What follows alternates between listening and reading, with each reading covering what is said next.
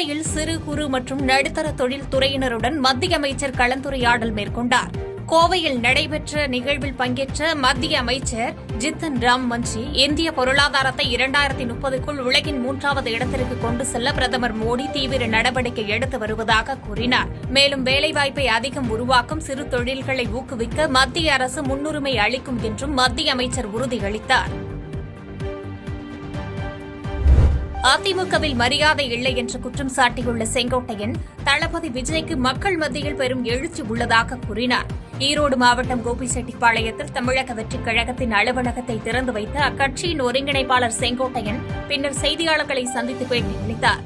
அப்போது தவேகவிற்கும் திமுகவிற்கும் தான் நேரடி போட்டி என்று கூறிய செங்கோட்டையன், அதிமுகவில் தங்களுக்கு மரியாதை வழங்கப்படவில்லை என்று குற்றம் சாட்டினார். மேலும் விஜயின் பேச்சை கேட்க மக்கள் பெருந்திரளாக கூடுவதால் வரும் தேர்தலில் தவேக மிகப்பெரிய மாற்றத்தை ஏற்படுத்தும் என்றும் செங்கோட்டையன் தெரிவித்தார். ஆளும் கட்சியை மட்டும்தான் விமர்சனம் செய்ய வேண்டும் என்பதுதான் எதிர்க்கட்சி அனைவருக்குமே உள்ள நடைமுறை. ஆனால் நாளை தமிழகத்தை ஆளப்போகின்றவர், தமிழக மக்களால் நேசிக்கக்கூடியவர், தமிழக மக்கள் ஒவ்வொருவரும்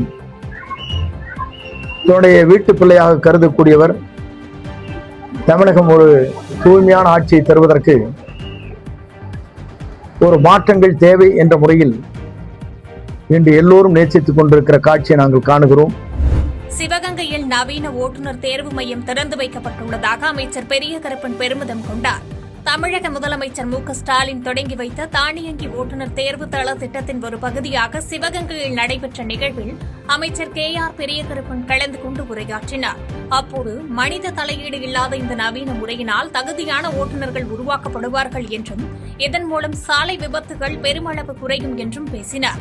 முதல் கட்டமாக இப்பொழுது 10 மையங்கள்ல 10 மாவட்டங்கள்ல இந்த பணிகள் தொடங்கப்பட்டதுல 7 மையங்கள் பணி முடிவுற்று பயன்பாட்டிற்கு இன்றைக்கு வந்திருக்கிறது. அதை நம்முடைய முதலமைச்சர் அவர்கள் திறந்து வைத்திருக்கிறார்கள்.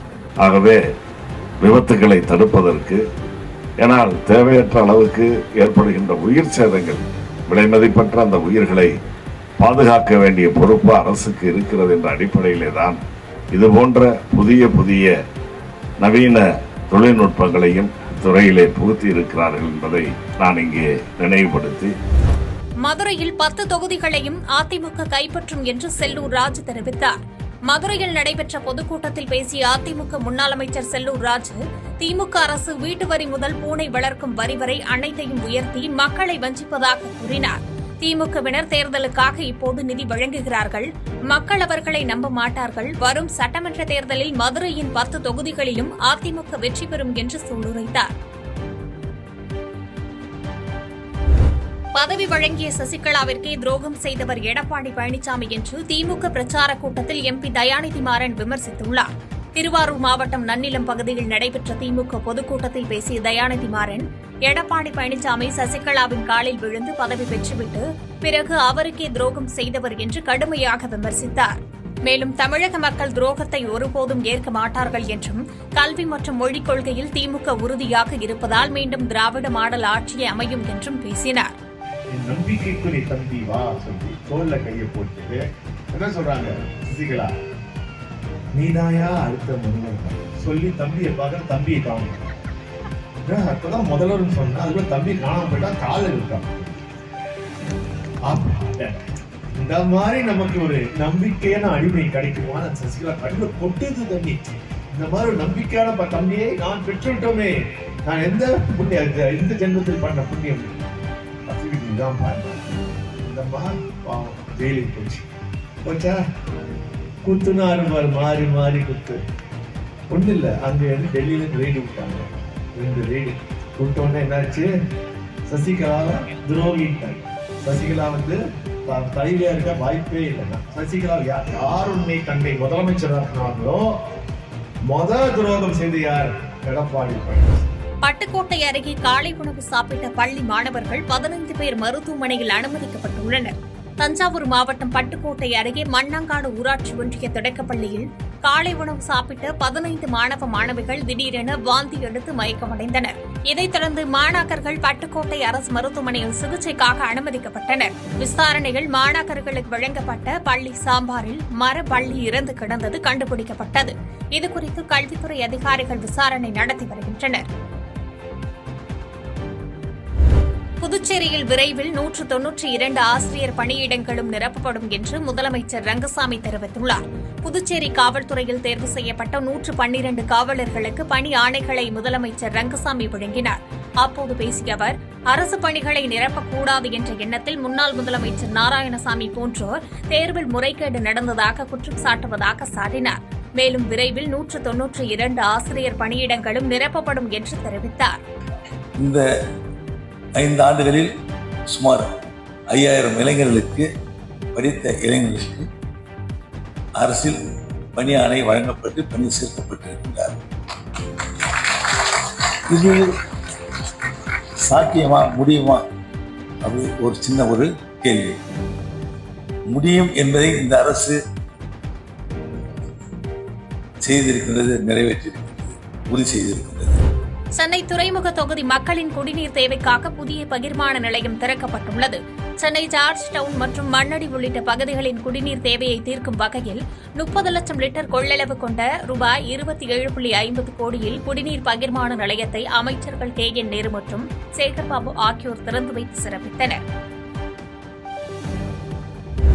திமுக கூட்டணிக்குள் சலசலப்பு ஏற்பட்டுள்ளதாக கூறியுள்ள ராஜேந்திர பாலாஜி, எடப்பாடி பழனிசாமி மீண்டும் முதலமைச்சர் ஆவார் என்று கூறினார். விருதுநகர் மாவட்டம் ராஜபாளையத்தில் நடைபெற்ற அதிமுக ஆலோசனைக் கூட்டத்தில் பேசிய அதிமுக முன்னாள் அமைச்சர் ராஜேந்திர பாலாஜி, தமிழக மக்கள் விழிப்புணர்வு அடைந்துவிட்டதாகவும் 210 தொகுதிகளில் வெற்றி பெற்று எடப்பாடி பழனிசாமி மீண்டும் முதலமைச்சராக பதவியேற்பார் என்றும் கூறினார். மேலும் திமுக அரசு டாஸ்மாக் மூலம் வருமானத்தை பெருக்குவதிலேயே குறியாக இருப்பதாக சாடினார். திமுக கட்சி தலைமை மீது மதிப்பும் கிடையாது, திமுக கட்சியை பிடிப்பும் கிடையாது. பணத்தை வைத்துக் கொண்டு ஏழ்மையை பயன்படுத்தி பணத்தை கொடுத்து வெற்றி வரலாம் என்று திமுக நினைக்கிறது.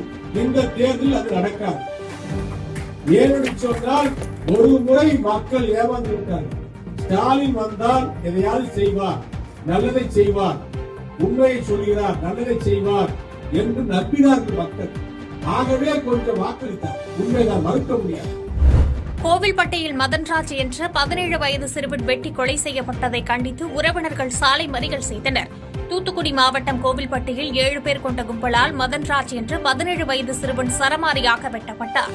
தொடர்ந்து படுகாயங்களுடன் சிகிச்சைக்காக மருத்துவமனையில் சேர்க்கப்பட்ட சிறுவன் சிகிச்சை பலனின்றி உயிரிழந்த நிலையில் கொலையாளிகளை கைது செய்ய கோரி உறவினர்கள் சாலை மறியலில் ஈடுபட்டனர். பள்ளி மாணவர்களுக்கு இடையே ஏற்பட்ட தகராறே இந்த கொலைக்கு காரணம் என்று கூறப்படும் நிலையில் போலீசார் பல்வேறு கோணங்களில் தீவிர விசாரணை நடத்தி வருகின்றனர். செய்திகளை உடனுக்குடன் தெரிந்து கொள்ள கீழ்கண்ட கேபிள் மற்றும் DTH நெட்வொர்க்குகளில் எம்நாடு செய்தி தொலைக்காட்சியை காணுங்கள். பாதகம் செய்பவரை கண்டால் நாம் பயம் கொள்ளலாகாது பாப்பா. மோதி மிதித்துவிடு பாப்பா, அவர் முகத்தில் உமிழ்ந்துவிடு பாப்பா. அண்மை செய்திகளை உடனுக்குடன் தெரிந்து கொள்ள இணைந்திருங்கள் எம்நாடு தொலைக்காட்சியுடன்.